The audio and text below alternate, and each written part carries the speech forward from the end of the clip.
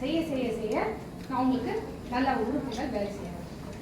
8 second இருக்கிறோம், 4 second உள்ள இருக்கிறோம், திருப்பி 8 செகண்ட் வெளியே விடணும். அப்புறம் வெளியே அந்த மாதிரி திருப்பி ஓகேவா? அது முதல்ல 6 3 செய்யணும். அப்புறம் 8 முதல்ல 5 செய்யணும். ஒரு இதில் எடுத்து ஒரு இதில் விடணும். எவ்வளோ இன்டேக் எடுக்கிறோமோ அதில் பாதி ஹோல்ட் பண்ணணும். இது வந்து ரொம்ப ஹார்ட் அண்ட் ஃபாஸ்ட் ரூல்ஸ் இல்ல.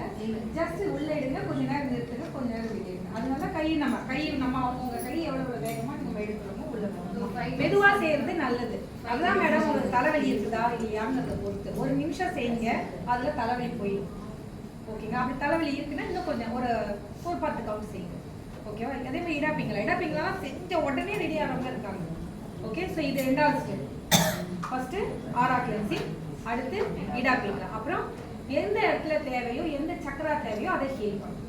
அதுக்கு நீங்க புக்கு வாங்கியிருந்தீங்கன்னா அதுல வந்து எல்லா ஹீலிங் வார்டு இன்ஸ்ட்ரக்ஷன் இருக்கு. நான் வந்து இப்போ சிம்பிளா இருக்கிறதெல்லாம் சொல்லி தரேன். Madam healing ward instruction. அதில் ஃபர்ஸ்ட் வந்து சக்தி கோலே, எவ்வளவு சக்தி வேணுமோ அவ்வளவு சக்தி கொடுத்து என்னோட எதை ஹீல் பண்ணலாம்.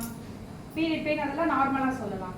இப்போ வந்து எனக்கு வந்து கால் வலிக்கு நான் எங்க ஹீல் பண்ணணும்? முதல்ல உள்ளங்கால் சக்கராவை ஹீல் பண்ணணும். ஏன்னா நீங்கிட்டே இருக்கிறதுனால அந்த சக்கரா பிளாக் ஆயிருக்கும். அப்போ சக்தி கோலே எவ்வளவு சக்தி வேணுமோ சக்தி கொடுத்து என்னோட வலது இடது உள்ளங்கால் சக்கராவை இங்கிலீஷ்னா சோல் சக்கரா ஹீல் பண்ணி குணப்படுத்து. சரி நிலப்படுத்து. 1 2 3 1 2 1 சொல்ல தேவையில்லை, மைண்ட்லேயே செஞ்சுக்கலாம். ஓகே. செய்ய